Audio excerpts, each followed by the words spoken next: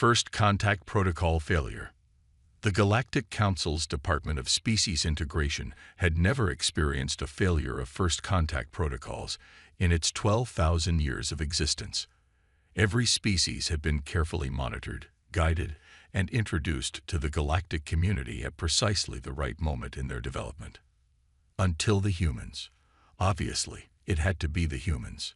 Senior Protocol Officer Vaxna was enjoying their fourth morning meditation when the emergency alert shattered their crystalline chamber's tranquility. A cargo ship, specifically the Lucky Star VI, had encountered an unregistered vessel in the Orion Spur. This wouldn't normally warrant waking a senior protocol officer, except for one detail. The unregistered vessel was constructed from materials so primitive that they shouldn't have been capable of reaching deep space. Display encounter logs. Vaxna commanded their neural interface. The holographic display materialized, showing a small vessel with combustion engines, actual combustion engines, tumbling through space.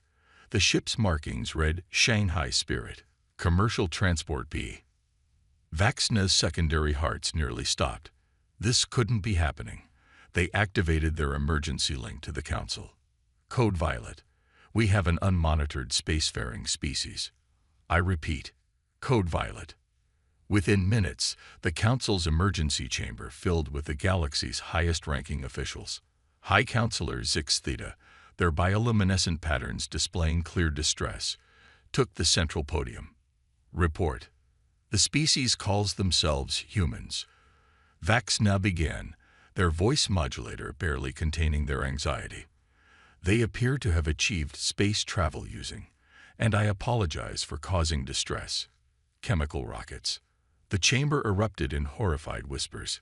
Chemical rockets were the equivalent of using stone tools to perform brain surgery. It simply shouldn't work. That's not the concerning part, Vaxna continued. According to our preliminary scans, they originate from Sol 3, a planet we classified as uninhabitable 3 centuries ago due to extreme conditions. Define extreme conditions, demanded Counselor Mu, their tentacles writhing with curiosity. The planet experiences regular geological upheavals, extreme temperature variations, devastating atmospheric events, and, Vaxna's voice dropped to a whisper, they breathe an oxidizing atmosphere. The chamber fell silent. Even the youngest aides knew that oxygen-rich atmospheres were typically found only on worlds too hostile for complex life. Impossible, declared Science Minister Relo. No sentient species could evolve in such conditions. The data must be corrupted. Vaxna activated the main display, showing footage from the cargo ship's encounter.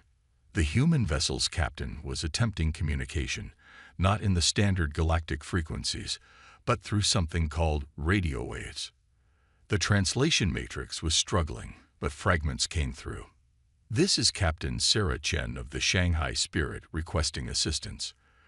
We've experienced a navigation system failure and are off our planned Mars lunar route. Any vessels in range, please respond.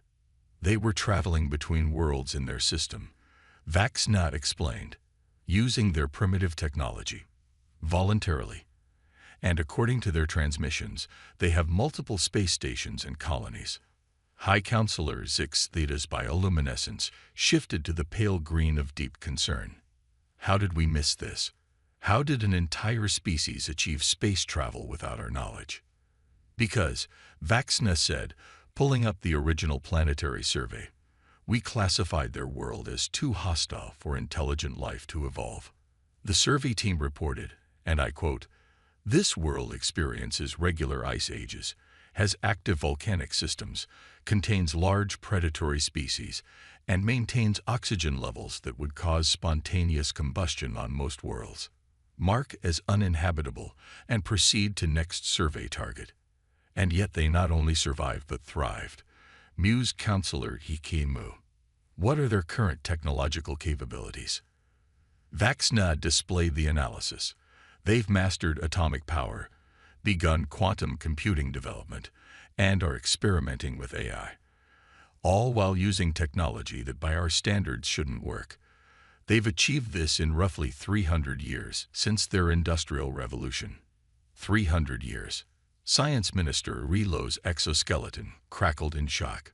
That's impossible. Yes, we're hearing that word a lot today, Vaxna said. There's more. They're actively searching for alien life. They'd been broadcasting their presence into space for over a century. They're advertising their presence. High Counselor Zix Theta's patterns shifted to the deep purple of astonishment. Don't they understand the dangers? Based on their entertainment broadcasts, Vaxna said, pulling up a series of human movies, they're quite aware of the potential dangers.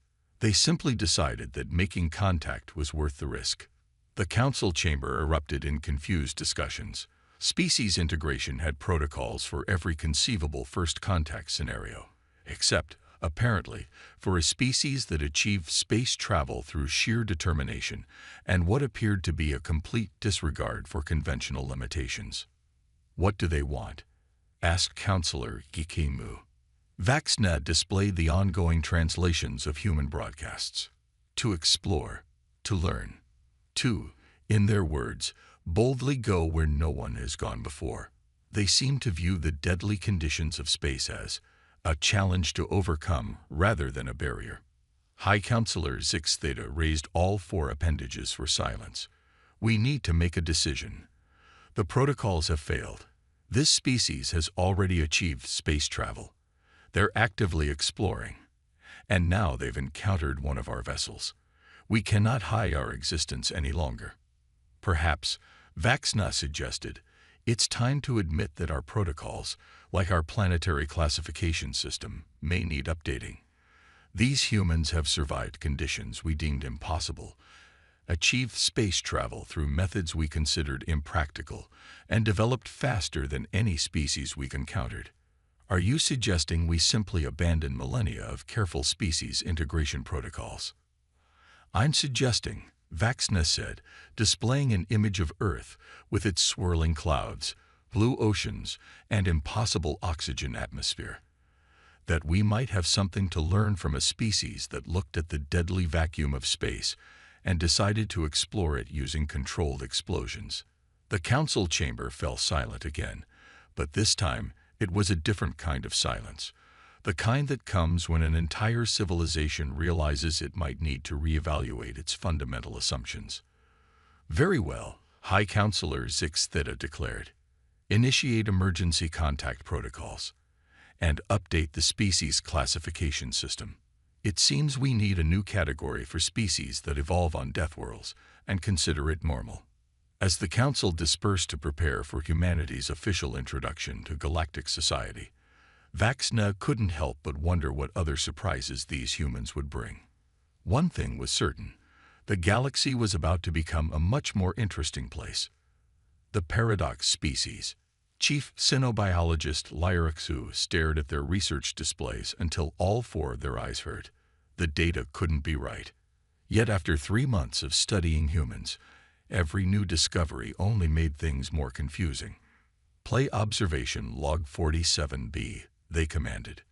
The holographic display activated, showing footage from a human settlement in something called Alaska.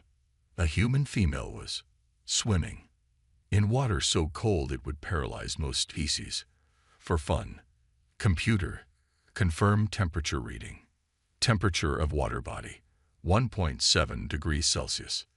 Lyraxu added another note to their ever-growing list of human impossibilities. The door to their lab chimed, and senior researcher Kivpo entered, their normally iridescent scales dulled with exhaustion. Please tell me you've made sense of the endurance data, Lyraxu said. It's worse than we thought, Kivpo replied, transmitting their findings to the main display. They don't just survive in extreme conditions, they actively seek them out. Look at this. The display showed humans climbing the highest mountains on their planet, running distances that would exhaust most species, and deliberately exposing themselves to temperature extremes in something called saunas, followed by ice baths. Their bodies should shut down, Kivpo continued. But instead, they adapt. They get stronger. It defies everything we know about biological limitations. The council wants answers, HFY said, their tail twitching with anxiety. We're supposed to present our findings tomorrow, and all we have is a list of things that shouldn't be possible. Speaking of impossible things, HFY activated another display. Wait until you see their dietary analysis. The screen filled with human food items. HFY's scales rippled in disbelief. Are they deliberately consuming toxins? They call it spicy food. The compounds trigger pain receptors. They experience pain while eating, and they enjoy it. Some even compete to eat the most painful substances. Competitive pain eating, HFY muttered, adding it to their list. Of course they do. A priority alert flashed across their displays. The observational team studying human medical practices was requesting immediate consultation. HFY and HFY exchanged worried looks before accepting the transmission. You need to see this, Dr. Mexra, the team's lead researcher, appeared on screen. Their crystalline form was vibrating with excitement or horror, possibly both. We're observing a human medical procedure. The feed showed a human medical facility. A patient was undergoing surgery, which wasn't unusual. What was unusual was that they were deliberately stopping the patient's heart. They're killing them, HFY exclaimed. No, wait, Dr. Mexra said. They do this routinely. They call it bypass surgery. They stop the heart, repair it, and restart it.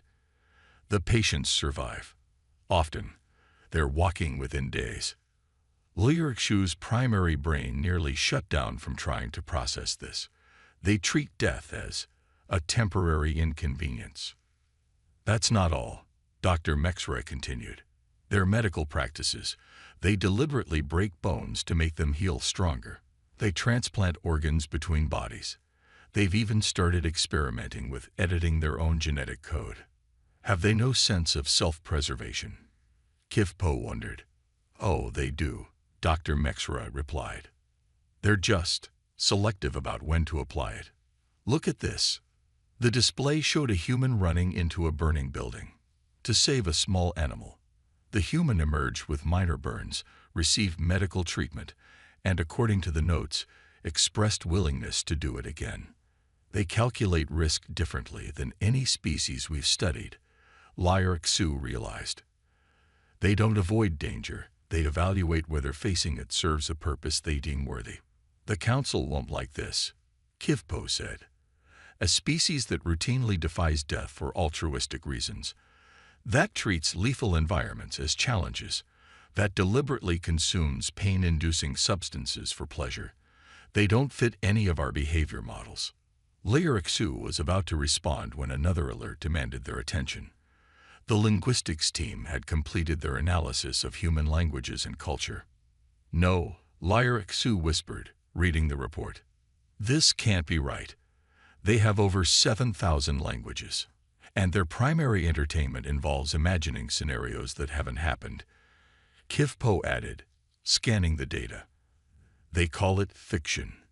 They spend significant resources creating detailed accounts of things that aren't real, including countless scenarios about meeting alien life.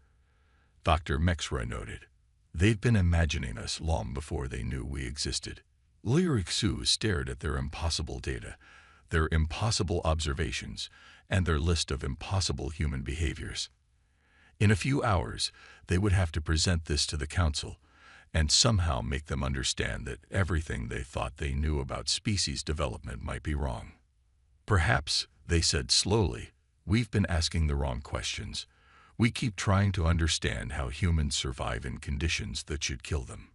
Maybe we should be asking why Deathworld conditions produced a species that sees challenges as opportunities.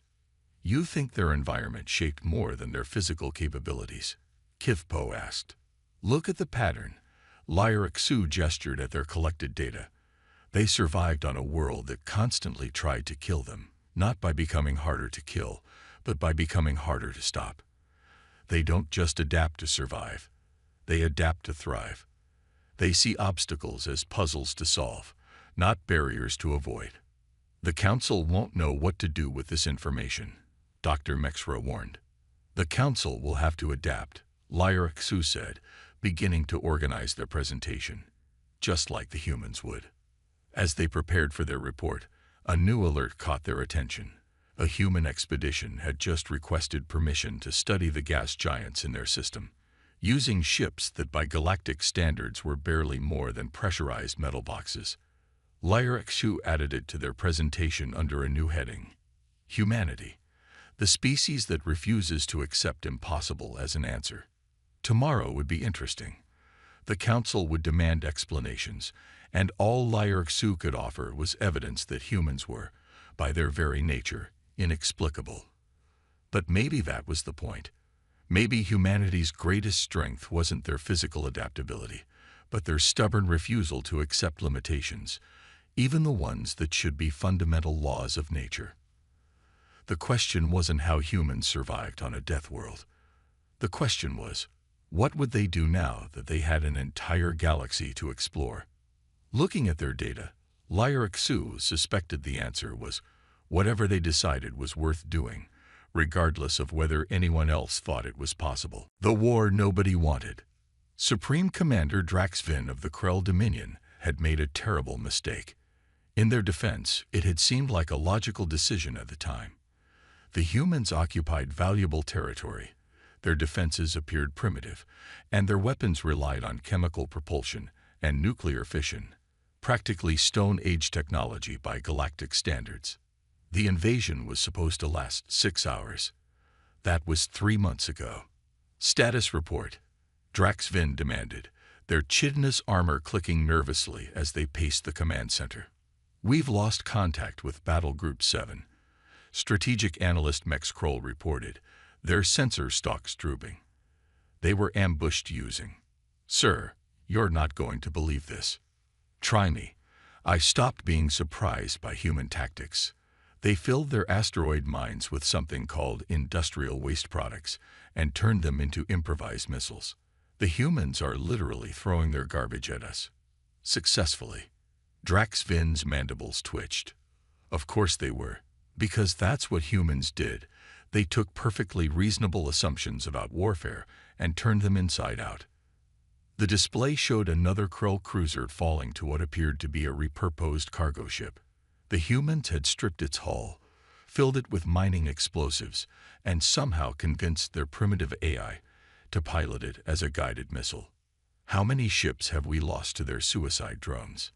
Drax Vin asked. That's just it, sir. Mex Kroll's voice dropped. They're not suicide drones. They're using something called remote operation. Their pilots are safe on their stations while they turn their obsolete ships into weapons. A new alert flashed across the command screens. The humans had breached another secure communications channel. Instead of military transmissions, however, they were broadcasting something else. Are they sending us entertainment programs? Yes, sir. Specifically, thousands of recordings of their historical wars and fictional conflicts. They seem to be studying our reactions to their tactics while simultaneously showing us every way they've learned to fight over their history. Drax Vin's secondary brain pulsed with a migraine. The humans weren't just fighting.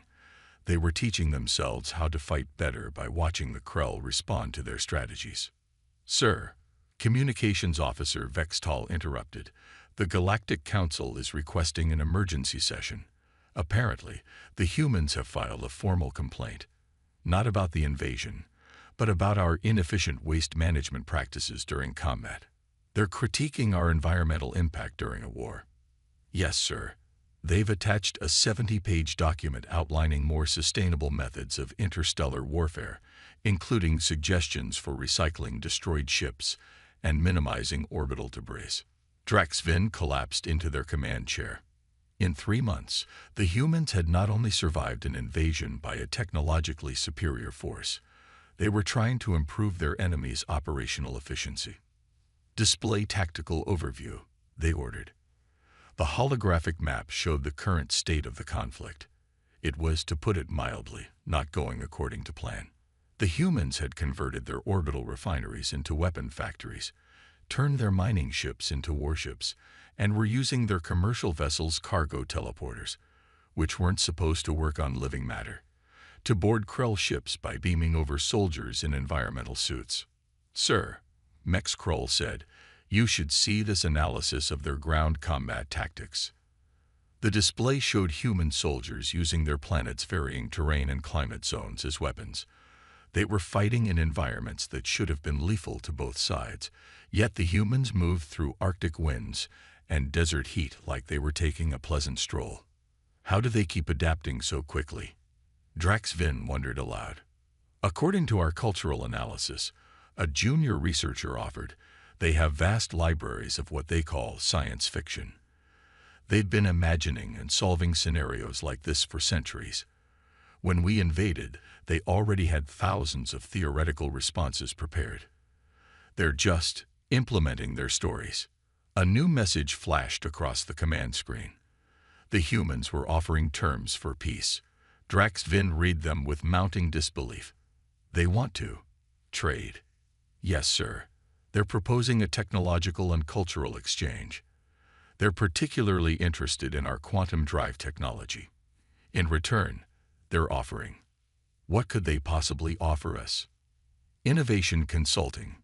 Sir, they've analyzed our military and industrial processes and believe they can help us operate more efficiently. They've attached references from several Galactic Council species who apparently hired human consultants after first contact. Drax Vin stared at the message. The humans had taken an invasion, turned it into a learning experience, and were now trying to establish a business relationship. Sir, Mex Krull added, there's more. They've invited our military engineers to something called a hackathon to, quote, brainstorm solutions to common space combat logistics problems. They've even offered to cater it. The Supreme Commander of the Krell Dominion, leader of the most feared military force in 3 spiral arms, did something they had never done before. They laughed. Send word to the fleet, they ordered. The war is over. Not because we can't win, but because I want to see what these humans do next when they're not busy weaponizing their garbage. Sir, we're surrendering. No, Drax Vin corrected, already drafting their response to the peace offer. We're adapting. The humans have shown us that we've been thinking about warfare all wrong. Why waste resources fighting when we could learn from each other instead? As the orders went out, Drax Vin added a personal note to their official log. Lesson learned, never invade a species that treats physics like polite suggestions and responds to aggression with improvised recycling programs. They might just convince you to become business partners instead. The Galactic Council would later classify the Krell-Human War as the first conflict in history to end with a technology sharing agreement and the establishment of an annual innovation conference. The humans, naturally, considered this outcome obvious. After all, why waste a perfectly good invasion when you could turn it into a networking opportunity? The learning curve. Dr. Zara Chen, head of Human Galactic Integration at the newly established Earth Embassy, was having what she called an interesting day. In diplomatic speak, interesting meant somewhere between completely chaotic and defying all known laws of probability. Let me get this straight, she said to the holographic projection of Council Representative Nixval, whose crystalline form was flickering with what she'd learned to recognize as extreme confusion. You're telling me that a human engineer solved your station's quantum core problem by hitting it. The official term they used was percussive maintenance, Nixval replied. They described it as giving it a love tap. Our engineers spent 6 months trying to stabilize the core's oscillation patterns. Your engineer took one look at it and struck it with a wrench. It's now operating at 147% efficiency. Zara pinched the bridge of her nose, and they explained their methodology. They said, and I quote, "Sometimes you just gotta show the machine who's boss." They then proceeded to write a 400-page technical paper explaining the quantum harmonics involved in physical impact calibration. Another alert popped up on Zora's display. She read it and had to sit down. Now what? Nixval asked, noting her reaction. Remember that impossible atmospheric terraforming project on Mars? The one your scientists said would take centuries. A team of human graduate students just submitted a proposal to complete it in 15 years using something they're calling aggressive gardening.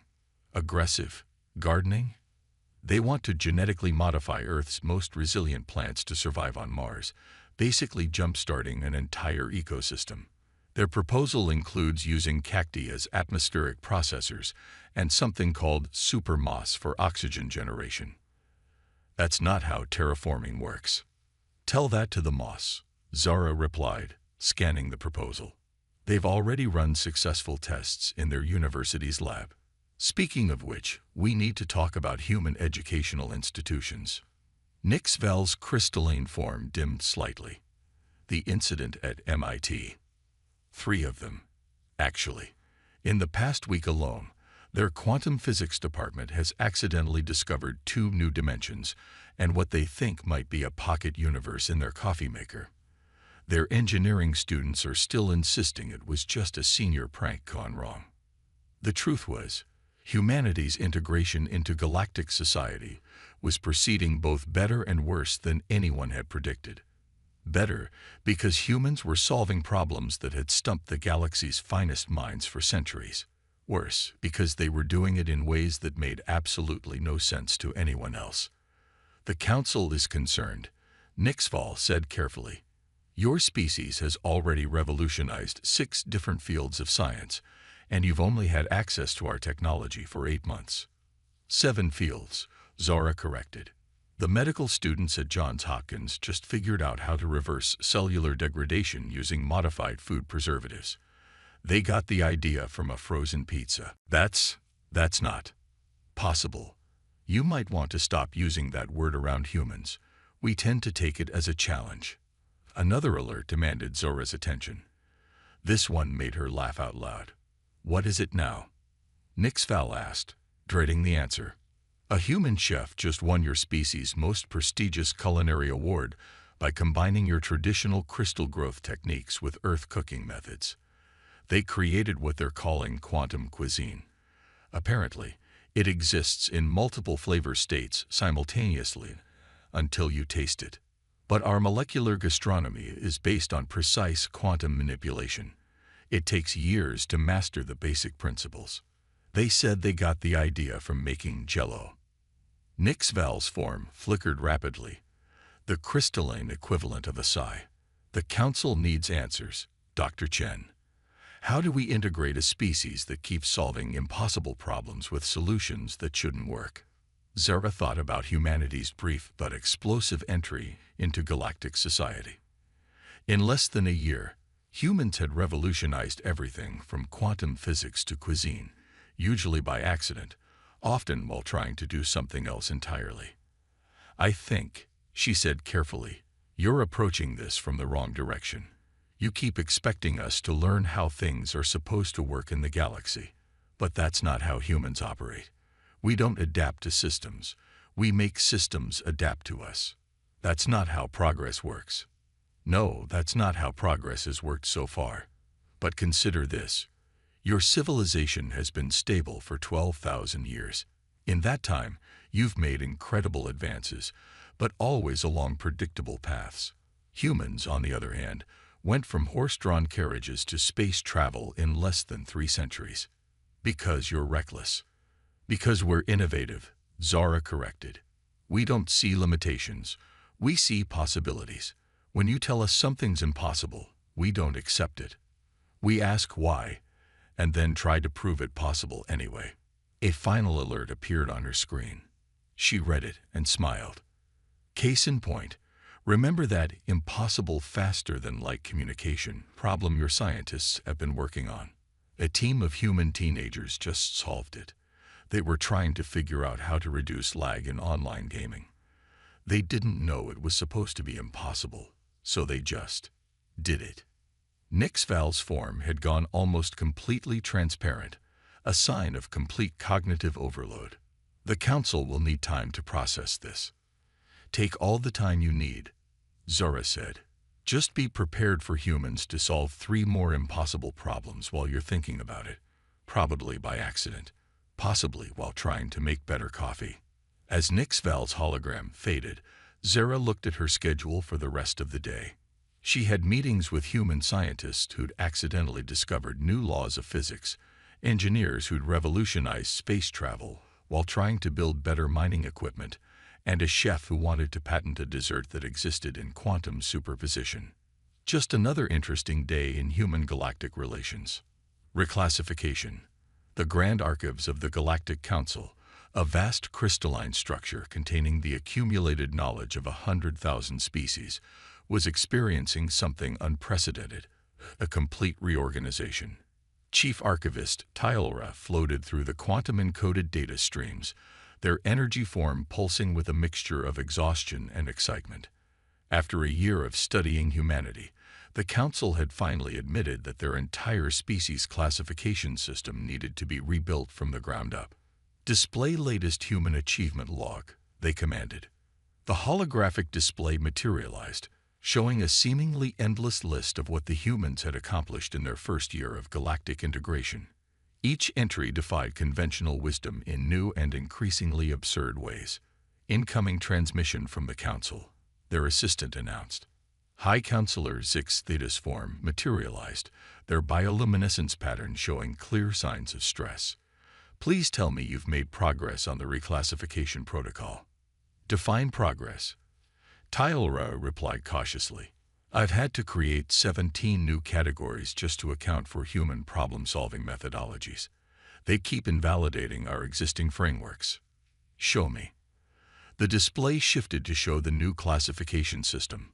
The traditional 12 levels of species development remained, but above them sprawled a complex web of new categories with names like innovative chaos theory and accidental revolution dynamics. "Look at this pattern." Tylra highlighted a series of data points. "Every time we tell humans something is impossible, they not only prove it possible but usually discover 3 new scientific principles in the process. It's like they're allergic to limitations." "The Council is concerned," Zix Theta said. "Yesterday, a human child asked why we don't have faster-than-light transportation. When told it was impossible, they asked why 47 times in succession, then drew up preliminary designs for what they called a space folding machine using crayons. Please tell me we didn't let them test it." "We did not. However, 3 of our quantum physicists reviewed the design. They've been locked in their lab for 16 hours muttering about the elegant simplicity of childhood logic." Tylra's energy form flickered with amusement. "This is exactly what I'm talking about. We need to stop thinking of humans as an anomaly and start recognizing them as a catalyst species." "Explain." "Traditional species classification is linear. Species advance through predictable stages of development. But humans? They skip steps. They find shortcuts. They solve problems by accident while trying to do something completely different." The display shifted to show a complex web of interconnected achievements. "Look at this. Last week, a human trying to make better coffee accidentally discovered a new form of quantum entanglement. When our scientists said it was impossible, they wrote out the mathematical proof on a napkin and went back to complaining about their beverage. The Council is struggling to maintain order," Zix Theta admitted. "How do we classify a species that treats the fundamental laws of physics like polite suggestions?" "That's just it," Tylra said, pulling up their new classification framework. "We don't. We need to recognize that humans represent something we've never seen before. A species that evolved not just to survive adversity, but to actively seek it out as a path to growth." They gestured at the display, showing humanity's rapidly expanding influence across multiple fields. They're not just adapting to the galaxy, they're making the galaxy adapt to them. And in the process, they're forcing us to question assumptions we've held for millennia. The Council won't like this. The Council doesn't have to like it. They just have to accept that our understanding of species development was incomplete. Humans aren't breaking the rules. They're showing us that the rules were never as rigid as we thought. A new alert flashed across their displays. Another human impossible achievement had been recorded. This time, A group of human children had figured out how to telepathically communicate with a crystalline species by hosting a tea party. How? Zix Theta demanded. According to their report, they decided the crystals looked lonely and invited them to play. When told that crystalline beings don't drink tea, they suggested the crystals might enjoy the concept of tea instead. Somehow, this led to the discovery of cross-species conceptual resonance. Zix Theta's bioluminescence shifted to a shade of utter bewilderment. They achieved telepathic communion through imaginary beverages. Welcome to my new classification category, humanity, where imagination becomes reality through sheer stubborn optimism. As if to prove their point, another alert appeared. A human warehouse worker had just revolutionized teleportation technology while trying to organize storage containers more efficiently. Add it to the list, Tylora said wearily. Under accidental paradigm shifts while performing mundane tasks, that category's getting quite full. How do we predict their development as a species if they keep developing in unpredictable ways? That's the point, Tylora replied. We don't. We accept that humanity's greatest contribution to the galaxy isn't their achievements. It's their reminder that the universe is far more flexible than we imagined. They're not a problem to be classified. They're proof that our need to classify everything is itself limiting our understanding. As if in response, a final alert appeared. A human press school had just made first contact with a species of energy beings that had eluded the Council's best diplomats for centuries. Their method: they offered to share their cookies and asked if the energy beings knew any good stories. Add one more category, Tylora said. Humanity, the species that reminded the galaxy how to wonder. The Council would eventually accept the new classification system, not because they understood it, but because humans had taught them something vital. Sometimes the most profound discoveries come not from understanding everything, but from being willing to admit that you don't. And somewhere on Earth, a human looked up at the stars and asked, why not? A question that would continue to reshape the galaxy in ways no one could classify, predict, or resist.